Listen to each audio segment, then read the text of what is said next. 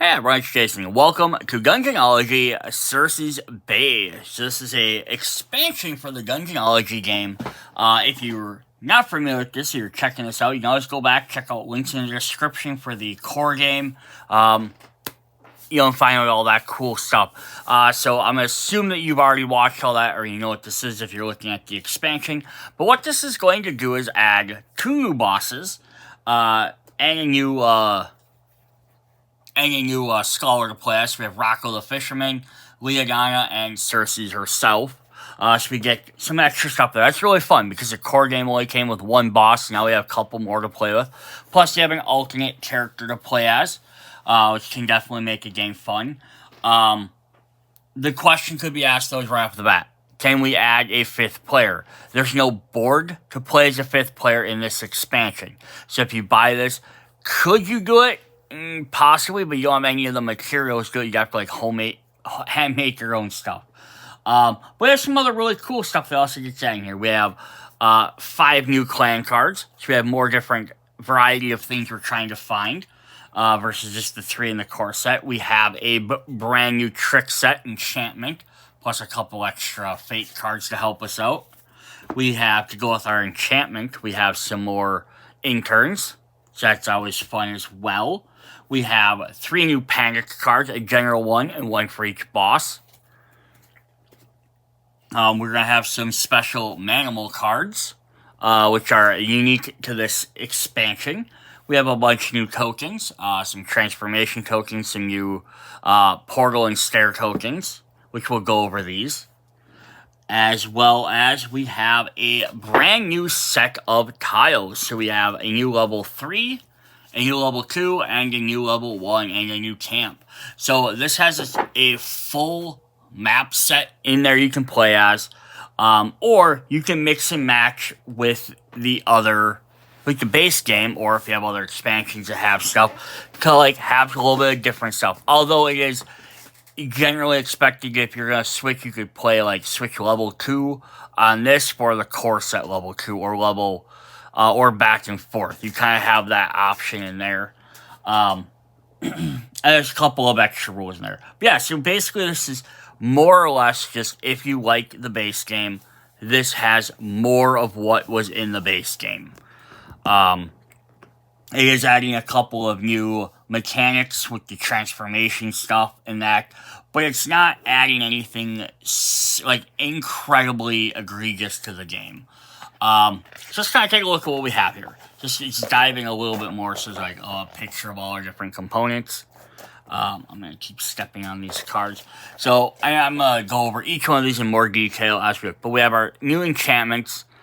Trick cards, we have our Rocca the Fisherman, so we have a brand new character to play as. We have our 2 new bosses, Circe the Saurus and Leodana the Commander. So it is possible to use Circe and Leodana in the dungeon of the base game too, even if their skills are way more affordable in Circe's domains. When using the boss in this expansion, without the zone effects panacea, which is needed for some of the cards in here, perform the rest step allows you to discard all transformation tokens they're possessing and discard their manimal cards. So you can transform this game to become an animal, a manimal character, and there's special zones you can use to get rid of them. There's still a way to do that. So then new clans you can add in. They have some special bonuses that work really well with this expansion, but you can use them within the other stuff as well. Then we'll take a little bit deeper look at these manimal cards. When we get to those, you can actually transform, and they kind of mess with your stats and do stuff, but they do have occasionally beneficial stuff. The new zones kind of interesting because we have a brand new beach area that we can go to, which you can start set up already. Plus, we have the other 2 that swap out, and Circe's Mansion actually plays a little bit differently than the other games, and then we'll go over all that. And then there's portals, pathway cards, and some new icons on there, and that's what it is. So let's just go ahead and hop into our, and on the back we can see everyone getting changed halfway into animals, which is kind of funny.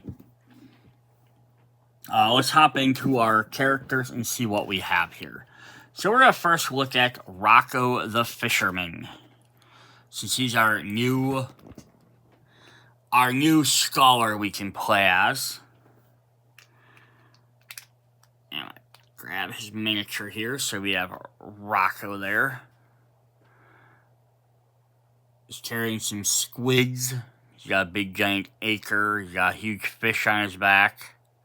Definitely a far cry. He's got a turtle shell pauldron on his shoulder. So definitely a far cry from being the regular scholars just from the main set, which are all kind of like more general, like D&D or fantasy party role-playing game tropes. This is, cool. It's like a pirate character, basically. In the bottom corner, they will have the little C showing there from the Circe sect. This is on, I believe, all of the cards, just that way if you ever want to pull stuff out, you definitely can. So what does he have on here? He has Magic Anchor. When you perform a studied action, you can target information cubes in your zone and or adjacent and linking zones not blocked for you. Stealth test using the alert value of the zone you are in. So this will let him actually steal stuff from additional zones, so he can kind of maybe have to avoid going in there, or he can be in a lower stealth alert zone and he can throw his anchor over there. So that's kind of cool. He has Chum. At a fast action, you can discard a social trick card, steal another random trick card from another scholar.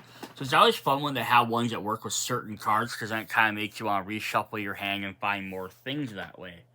And of course, on the bottom, we have his stats, which are, because I'm not going to always remember these right off the top of my head without the little notebook. So I'm going to grab a thing that hopefully explains this to me. The regular rulebook explains it quicker. So he has his 2 for students. He can bring 2 students with him, not carry them, I guess. He has his hand size of 4. He has a movement of 4. He has an intellect of 2, so he can only grab 2 cubes at a time. And then he has 3 for stunning. And then he needs a red and a yellow to move on. If he becomes enlightened, because the other guys did stuff. I like when they change the artwork on the cards, so it's kind of neat. So there's his regular one, and then if you flip it over, he has the tattoos on his neck, as well as he has the glowing eye. I think that's all they changed on it. It's still kind of just a little neat. So he keeps his Magic Anchor like normal, but he has Eye of Poseidon. When you perform a studied action, you can choose which cube or cubes to target. So that's pretty cool. So now he can specifically get what he exactly needs. And he has Super Chum. After you have generated your stealth value during a studied action, discard a trick card. Choose a scholar who will have to discard a trick card and add a bonus value of the discard card to your stealth value. You can target the same scholar to skill only 1 time during the play, 2 times if it's a 2-player game. So after you've done it, you can discard. It doesn't even have to be the other one had to be a stealth card, or not stealth, social card. Make someone else have to just discard a card. Or steal a card from them. And then you could use that to boost up your stuff. Here instead, it can be discard any card. And then choose a scholar to discard a card and add your bonus value. So you don't get that card, but they lose the card regardless, and you gain the bonus without having to put it in your hand and then play it. So very, very interesting. Alright, let's take a look at our 2 bosses. So we have, to start off, we have Furious Leodana. So Circe is on island with a bunch of animal characters. So we have Leodana, who's a lion warrior. Got his sword buried in the ground. His big old shield. His helmet. Definitely looks like he's seen combat for a while, and he's probably done with it. So he has a couple of things on here. He does have 2 icons right on his thing. He has one for if you enter his space, he's going to eat one of your students. He has a +1 in alert. And then he has this little purple symbol on there, which is a new one, the Eye of Circe. The scholar who takes a stun token while in the zone and doesn't sacrifice the student to avoid it also takes a transformation token. So he can help transform people into manimals. It says sighting. So Leodana appears in a zone where the boss zone effect is activated, and then activates its activation. And then activation says move Leodana 3 zones towards a randomized scholar.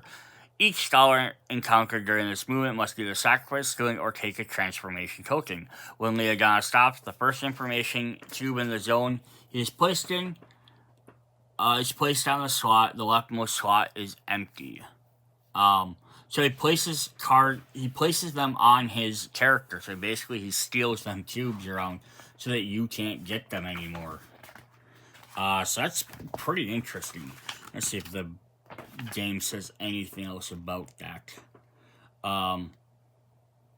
Yeah, this is gonna say here. Information slots. In the lore of the boss cards of this expansion are information slots completely similar to those present in zone. These information slots are considered part of the zone in which the boss is currently located. To the right most of the normal to the right of those normally contained in it. Following the same rules, each boss will have the opportunity to fill their information slots through their skills. Scholars have the chance to collect them if they're in the zone where the boss is. If the boss collects the information cube but has no free slots, that token is placed in reserve. Be careful, since these slots are to the right of the normal ones, the information cubes containing will always be the last available in the zone and may be harder to collect. So that's kind of neat. So he comes in, he's going to steal cubes off the board, and then now that means you might have to track into the area where the boss is to get information cubes by the end of the game. Which he has extra alert, he can take your students away, he can possibly, transform you. So that's going to make that a little bit more difficult. On his flip side, we have a little bit harder. We have Commander Leodana, who has +3. He has you enter space, you have to stop.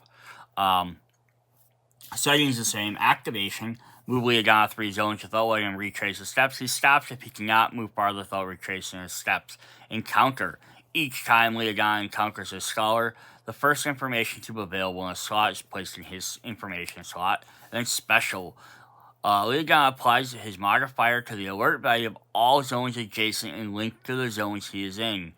When a scholar enters any of the zones, they take a transformation cube.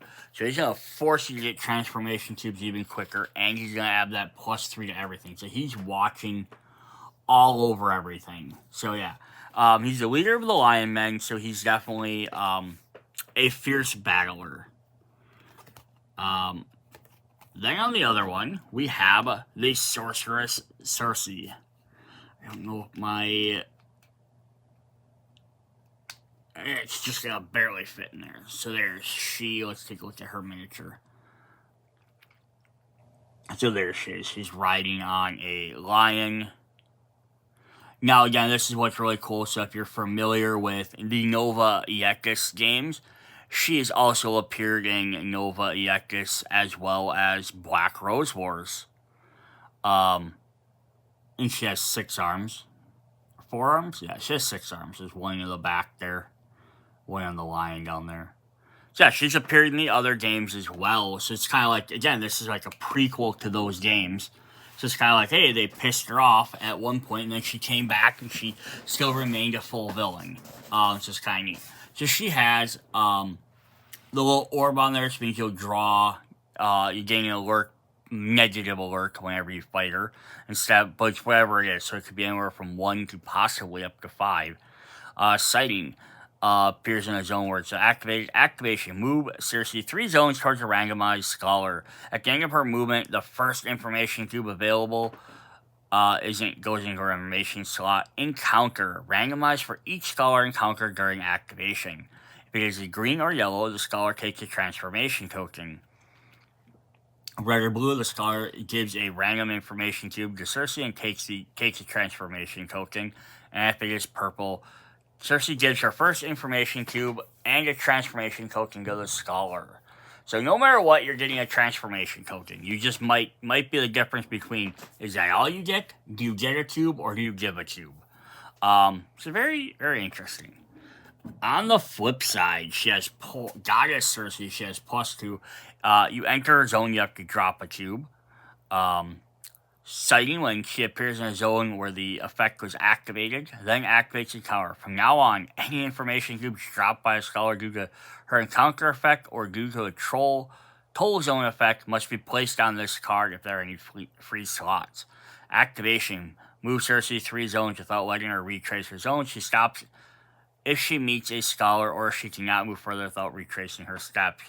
If she passes through or stops in a zone with an empty information slot, move the information cubes from this card to fill the empty slot. She's trying to redistribute the information back out.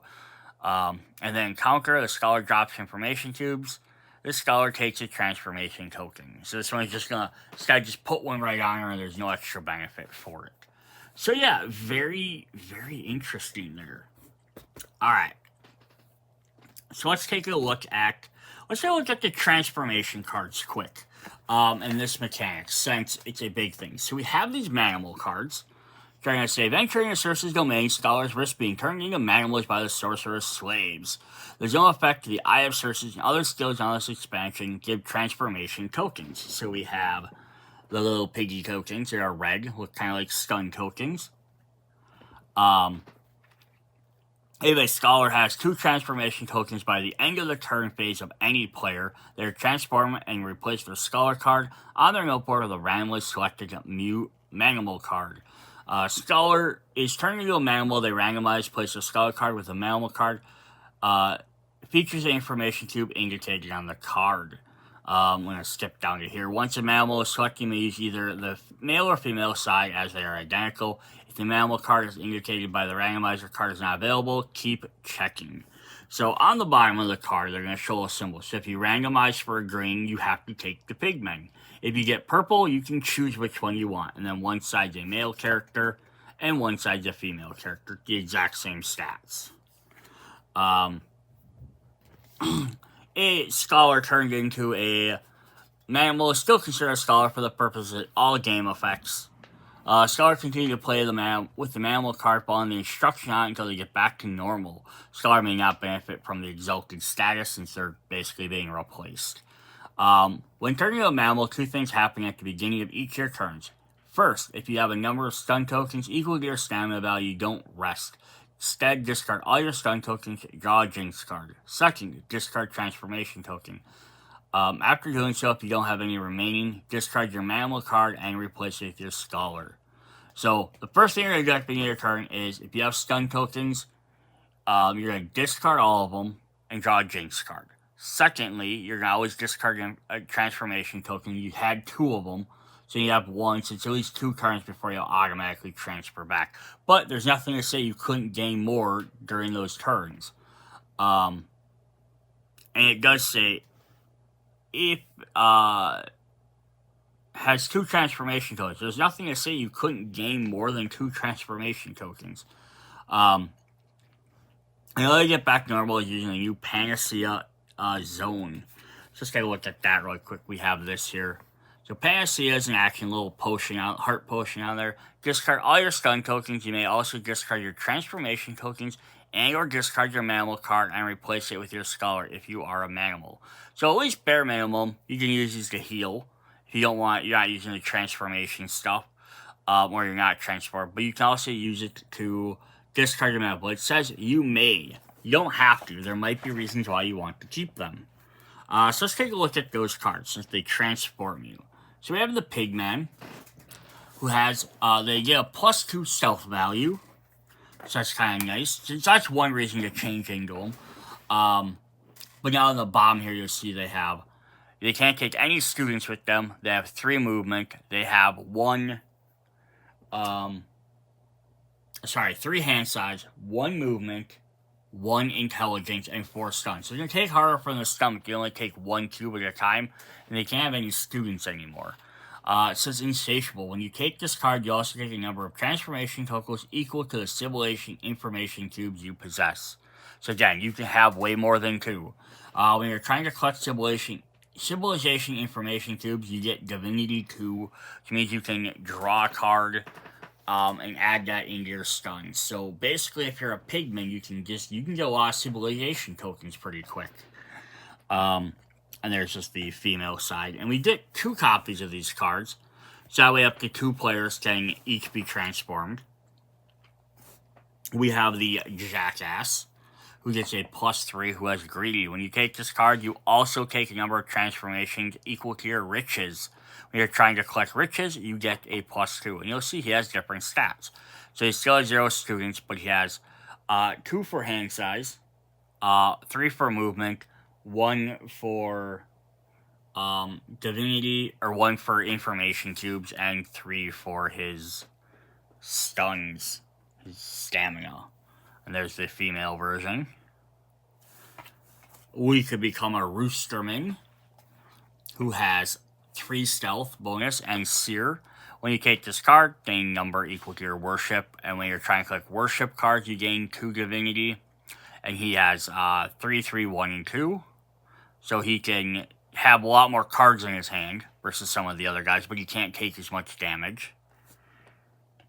And then we have the female, which is the Hen Lady.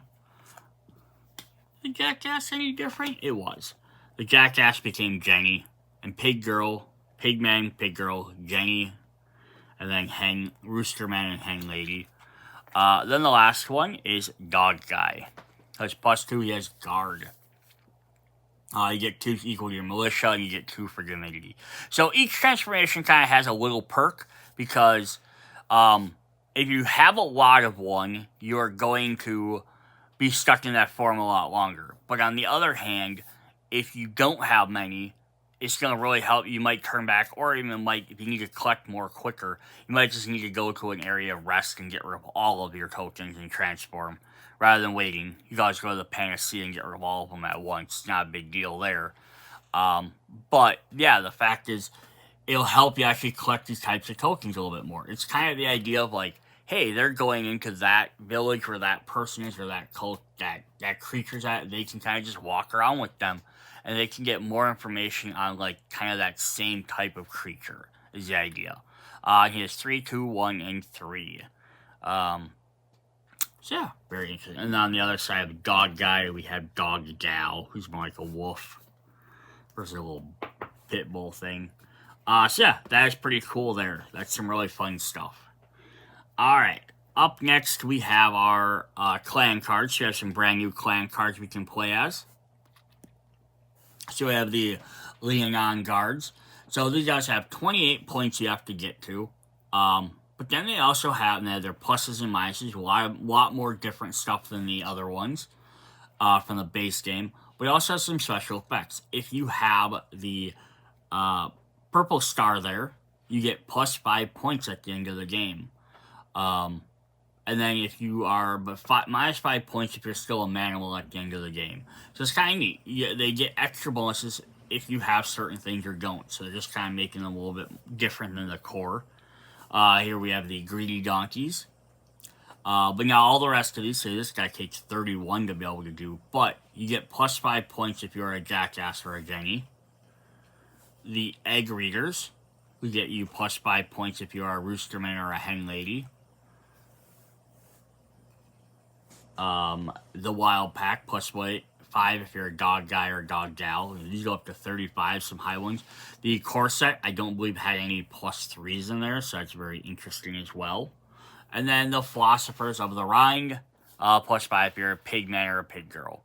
So it's kind of neat. You gain, if you're playing with the Circe set and you're adding them in here, you have some cool extra bonuses for doing those. If you decide not to do that, and you just want to put these in the core set, you just get different bonuses down here. Plus, you have a bunch of different numbers that can be randomized. So very, very fun. Just extra content. Alright, so before I look at our trick deck, let's look at our panic cards. Let's see what we panic at. So we have On Fire. So this can be played in any set. Fire envelops the dungeon, burning everything in its path. You can have 2 per player for students, and then some of the red guys. At the beginning of each player's turn, including those who have finished the game, the player must remove 3 of their outermost zones of the area of the dungeon connected to the starting zone. The scholar in the removed zones must be immediately moved to the closest remaining zone, which is closest to the starting tile, if any zone effects are not activated. A scholar is removed in a removed zone loses a random information cube. If a scholar becomes isolated from the starting zone, usually due to all passages being blocked, their game ends. Ooh, so that's kind of cool, because it's like, We had the course that had darkness, which, like, basically you had chances of losing your cube, something in the darkness stealing your extra information cubes. Here it's basically like you have to try and get back as quick as possible. Yeah, so the three outermost zones connected to the starting zones. Yeah, it's going to slowly every turn. You're just going to keep losing areas, which not only means you have to get back quick enough so you don't lose something and get stuck somewhere, but it also means you have to, you're going to lose opportunities of getting cubes because it might be like, oh, I need a purple cube. Oh, it was on that one tile. Great, it's gone. Now I can't get that purple cube anymore. And it might literally hinder you that way. Very cool. We have Lion's Roar only for the Leonida battle. Leonida leads a platoon of warriors against the scholars, recruiting acolytes as he passes. So discard his boss card, because now you're just going to use it. At the beginning of each player's turn, the player must place a student from the reserve on this card. Then move Leodana 2 zones heading towards the scholar who possesses the most students. Also place all students in possession of each scholar in the zone passed through or stopped by on this card. Place all the students in possession of each scholar in a zone passed through or stopped by Leodana on this card. So if he walks through you, he's going to steal any of your extra students. When he passes through or stops in a zone other than the starting zone, he leaves a student from this card in that zone. Scholars cannot enter zones where a student is present. If a scholar remains isolated from the starting zone, blocked by students, their game ends. So, very similar to the other one, where it's going to kind of try and block you off. So basically, he's going to be walking around trying to steal your students, and he's going to keep dropping them off. And now it's going to block off where you can go. So that's kind of cool. And then we have Circe's Fury, only for battling her. Now, you're going to notice on the top here doesn't have an icon. Hers does have the icon, so it can only be used if you are also playing with those tiles. Circe is so infuriated she decides to hunt for you personally to make you into her slaves. Discard a boss guide. The speed of non-manimal scholars becomes 1 and cannot be increased in any way. At the beginning of each player's turn, the player who must randomize. The result is blue, yellow, or purple. They must remove 1 Circe zone. Heading towards the starting zone. As an action, a scholar may eliminate one of their information cubes to take 2 transformation tokens and replace their scholar card with a randomized manimal card. When Circe reaches the starting zone, the game ends. Scholars who are not in the starting zone when this happens suffer a penalty of 5 points to their final score. And it's just a 4 alert level as well.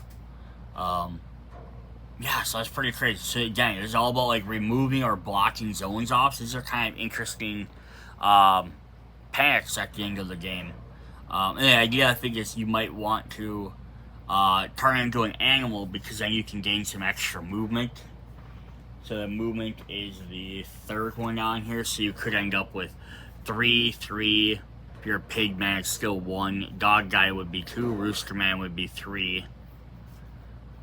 So yeah, definitely like, except for being the pig one, the other ones I'll give you 3 so you actually have a lot more movement, otherwise you get stuck. It's gonna make the game a little bit harder for you. Alright, then let's take a look at our brand new trick deck. Now these can just be added right in with the rest of the trick cards. There is a extra rule listed in the advanced rule book. It just says once you add 2 or more trick decks, if you just have this expansion, it's not that big of an issue. But you might want to use it as an alternate rule anyhow, if it works better for you. It just says that if you have any scholar that requires a specific card to discard, like the Fisherman requires the social card or Rebecca requires trick cards, you can use the regular fate cards instead.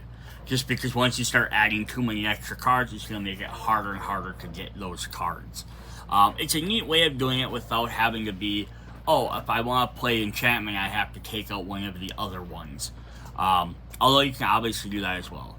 Alright, so like the other ones, we have 3 copies of each of the level 1 cards. So Protect Me. One bonus. Our bottom, our auxiliary is going to be steal from a random, discard a student, sacrifice them, to steal a random trick card from another scholar. So here we have student shield, the student shield against all pitfalls. So draw one from the bag. During this turn, the next time you need to sacrifice a student, you can sacrifice a student of another scholar in your same zone or an adjacent zone, or a student who is at the bonfire. So basically you can sacrifice any other close by student. We have read the cards. So you can sacrifice a student or draw a card, and gain the fortune teller in turn. Better randomizations. And then we have Siren's Call. No one resists her chance. So sacrifice a student or draw, discard N trick cards where N is the amount of students you'd like to take. Take the students from the reserve instead of the bonfire. So yeah, just how many students would you like to gather? You can sacrifice some cards for it. We have 2 copies of the level 2 cards. So first we have Faithful Lion. The young Leonon guardian becomes attached to you. Gain the Leonon guard. This has draw 2 cards, or guys draw 2 students from the bag. Steal a random trick card from another scholar. So yeah, we have one that's sacrifice a student to steal a random trick card, and the level 2s are draw 2 to steal a random trick card from another card. So just an alternate effect to pay for the same thing. Then we have Calling Turn. A Dark Lord. Gain any turn of your choice from those still available. So this is interesting because you're not stealing it from somebody else, it's only if any are available. So as you buy more expansions and you end up with more interns, the better this card basically gets because it gives you more options. And our third one for level 2 is Paranoia. So this has sacrifice N students and draw 1. Cancel the main or auxiliary effects of a newly played trick card unless the player who plays it discards N trick cards. So they can make you discard any number for how many students you can discard. Interesting. So our level 3, we have 1 copy of each. We just have steal a random trick card. Don't have to even pay for it. Subdue intern. Gain or steal an intern card of your choice. Charm. Cancel the main or auxiliary effects of a newly played trick card unless the player who played it gives you an information cube. And then the last one is the Witch Ally. Gain the intern Witch. And then we end up with 2 more level 4 Fate cards and a level 5 Fate card just to help your deck out. Let's take a look at our interns quick. We're going to get the Fortune Teller. Gives you plus 2 points when you randomize. Do it until you obtain 2 applicable results. Choose the result you prefer. So this is actually kind of cool. So if it says a random cube, you draw 2 until you get to pick which cube. If it says a direction or a player, you did good as long as it's something you're randomizing. So very interesting. The Leonon Guard get plus 2 to your alert value against espionage actions, so people aren't going to be able to steal from you as much. And then the Witch has sacrifice a student to Divination 1, which will help you get better draws for alert cards and stuff like that. Alright, so those are our different main cards. So then we have our tiles. So before we jump in to look at all of them, let's look at some of the rules here. So new zone is the beach, level 1. The first of the expansion is a hidden beach below the Monte Sirio. The scholars have to overcome the pitfalls to access the Mediterranean Mesquite, which is Circe's servants hide at the entrance to her mansion.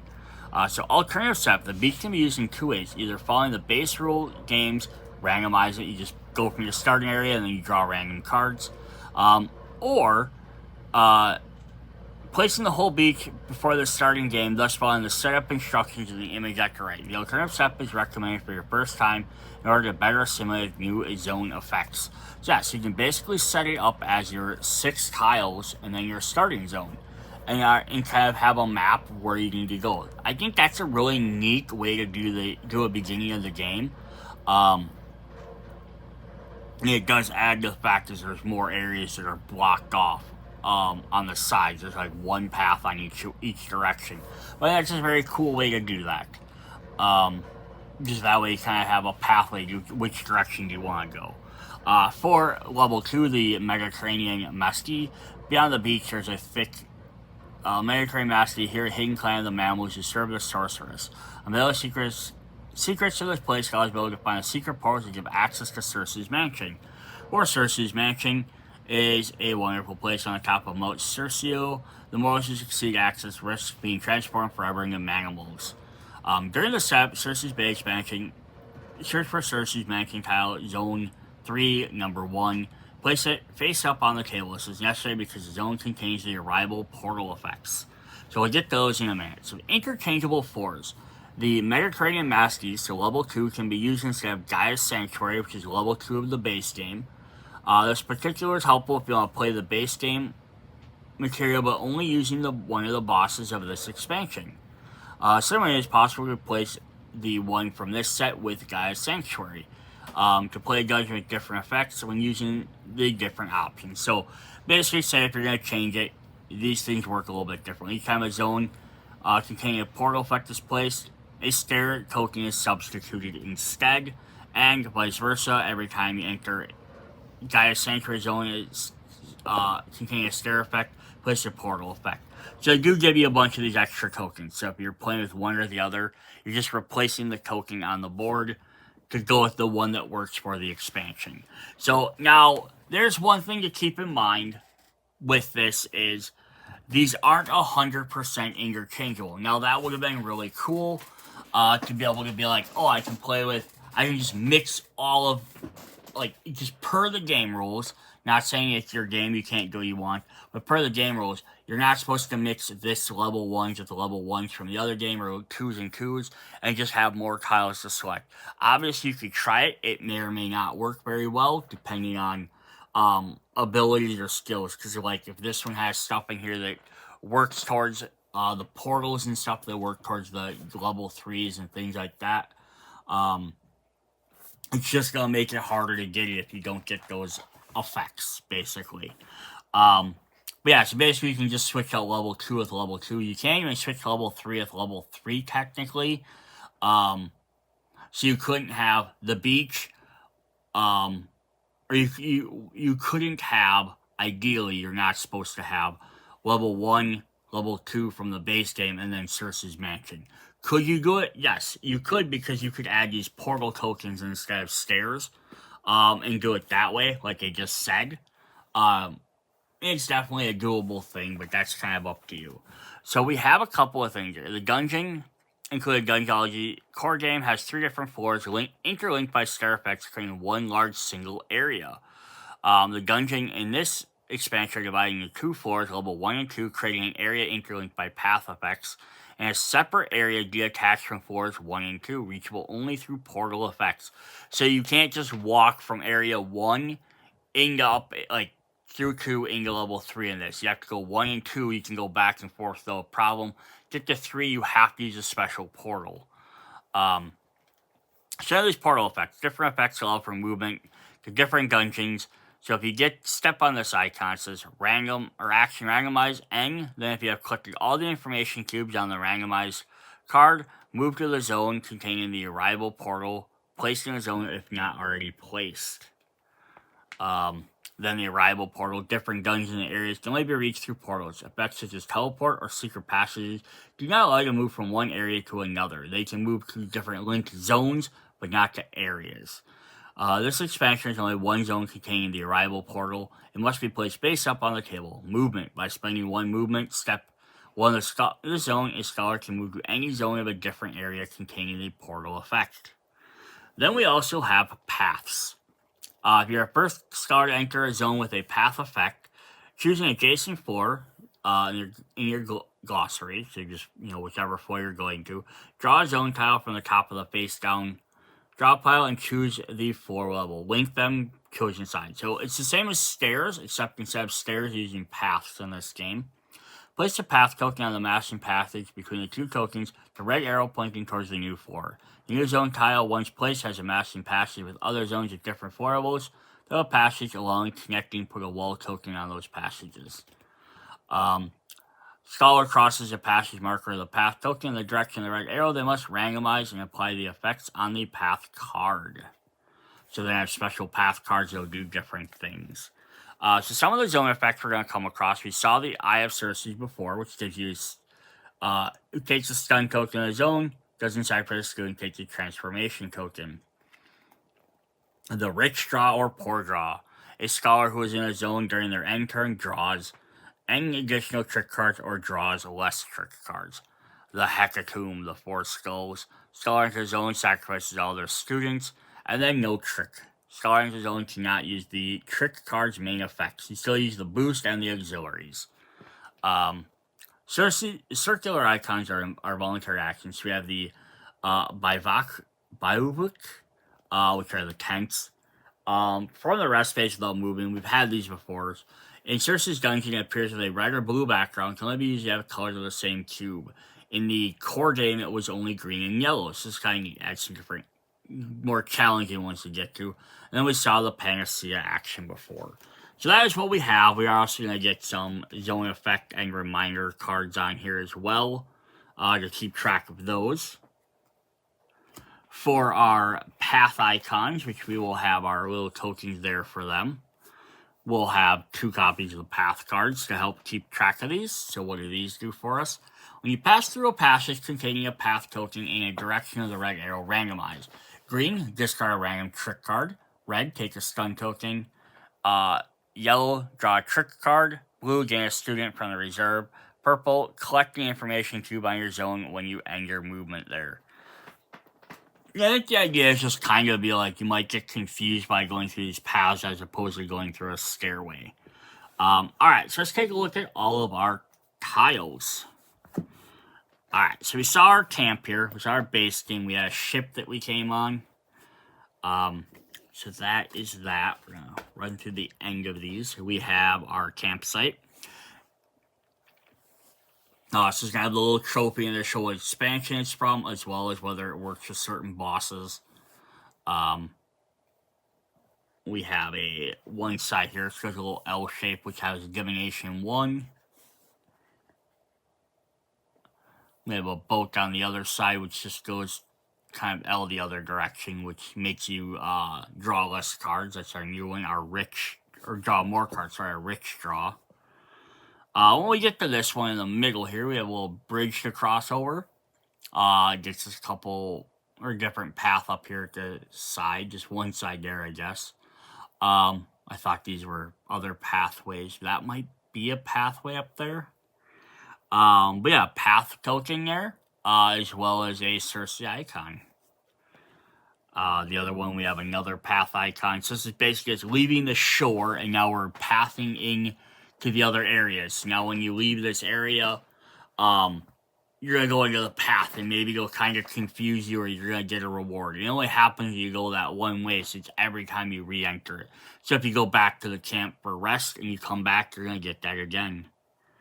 And then the last one is that. So we have little turtle eggs. So you have a third one there.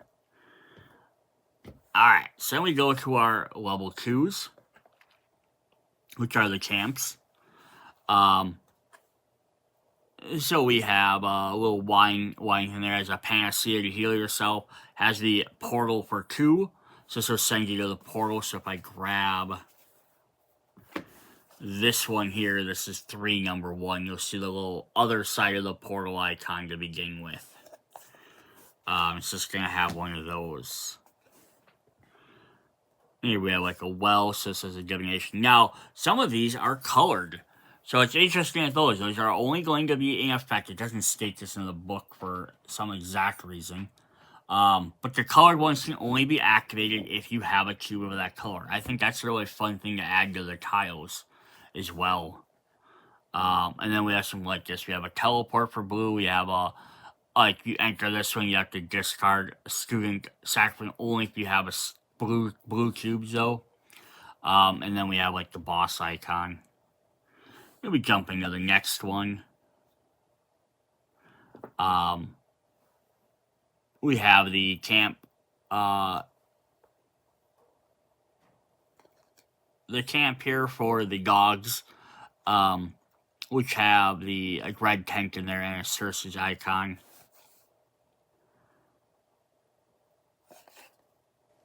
It's kind of interesting. So just a second. So we have our different animals, right? We have the 4 different animals. So we have the dogs here. The dogs, they have like their chains and everything. When we went to our very first one, we have a bunch of wine with the little hoof marks. This is where the pigs are probably hanging out. We had kind of like a hay area. So this might be where possibly the roosters are. Like maybe a chicken feed into the well, possibly. And then we have one here that looks like maybe like a little fire. This could possibly be the donkeys. I'm not sure. They kind of have each area sort of theming like that, but they're not super indicative. We go to the Lions camp, which has another boss area and has another doorway. And then the last one we have on here is this magical area. It just has a bunch of colored doors. And this is kind of neat because, again, like the core set, you only have doors of one, like generally 1, maybe 2 colors on a bunch of different tiles. Here it's like all sorts, depending on which direction you come. This could be a lot easier. Come from this side or this side. The greens might be really easy. Blues not too bad. Yellows, trying to come from the top or bottom could be really tricky. Alright, then we're going to teleport to level 3, which is Circe's house or mansion. Sorry, you saw tile 1 here, but we do have, if you have a purple when you come in here, it's going to defeat some stuff. Oops, some of these are upside down. I think most of these are. So here's tile number 2. Little spiral staircase. She has her bath, her waiting area, just to hang out. We have a pantry. We also have a tent in here if you need one of those. Plus, we have some more colored doors, though. We have an octopus room, so be careful in this room. But again, look at sacrifice all students when you walk in there. The octopus is going to eat all of them so you can get through. We have an astrological room. I wonder if that is possibly related to the hologram, which is from the other games. And then our last tile is kind of like an outside little combat arena or hatchery, maybe. Not really sure, but you have to stop in there and you have to possibly fight a boss. So those are our different tiles. So, alright, so that is what we have for Dungeonology Circe's Bay. Alright, so I like doing what this series is, and I don't do this with lots of stuff, but let's kind of look at the box.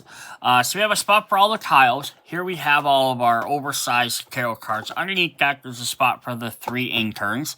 Of course, our miniatures all kind of like snap in there a little bit, which is really nice. Underneath these couple of cards here, if I pop these out.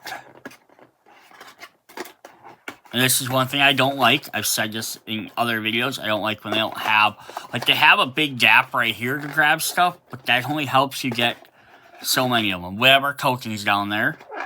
And then here, if we pop all these out, this is all our enchantment cards. We could throw these in here. Probably throw them even on that side if we really want to. All right.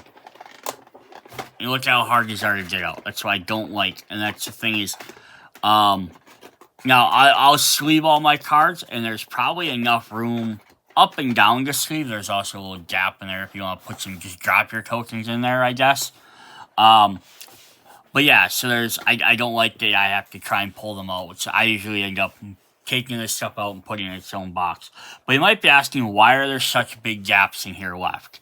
That's because these expansions, what they do is they put all of the different languages in here all in one box. So this has probably like 3 different languages that would have been in there for the cards. I just took all my notes so that way I don't, every time I take out the game, I don't have to sort through 3 different languages looking for mine. Like the rule book here, it actually has, you know, Italian, French, Dutch, Spanish, Poland, and Chinese. So yeah, a lot of different stuff, and the rulebook has all the different rules in it. They just kind of made the expansions to cover every single one, so they didn't have to produce 6 different versions of the game. The tray here is where the token tray was. So if I had the original tray before I popped it out, that's just waiting there. Again, you can even pop probably your tokens back in there and keep it if you really want, but that's up to you. So that's what we have for that. Did want to point out one last thing that's on the cover, which is really neat. So it shows all the different Circe going crazy over here because everyone's making a mess. And it's neat because you have the 4 different animals doing stuff, and then here's the painting. It's of the 4 different characters. So it's Rebecca. I'm gonna mess up all the names here. It's Valencio. Crap, I forgot the 3rd ones, and the other ones. Why is my brain not remembering any of their names?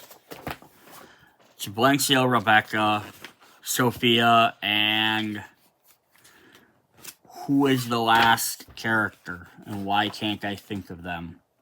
Viancio. Valerio and Viancio. So it's kind of neat. It shows in the painting that that's what they are. They're all being transformed.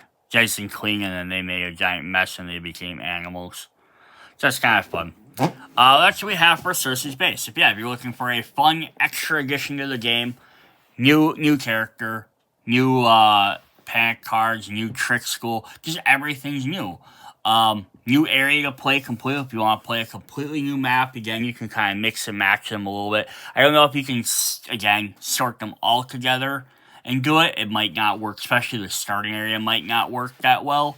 But it says you can randomize them, so, like, to play it that way. So you could possibly just mix everything together, but you probably still want to stick with 6 tiles. And I don't know how balanced they would be then, because they might be balanced between tiles 1 through 6. But then again, you're randomly drawing them all, so you might not even draw all of them, so it's hard to say whether that would make any difference at all. That's what we got. Hope you guys enjoyed the video. Check out all the rest of the Dungeonology stuff. See you guys later. Bye.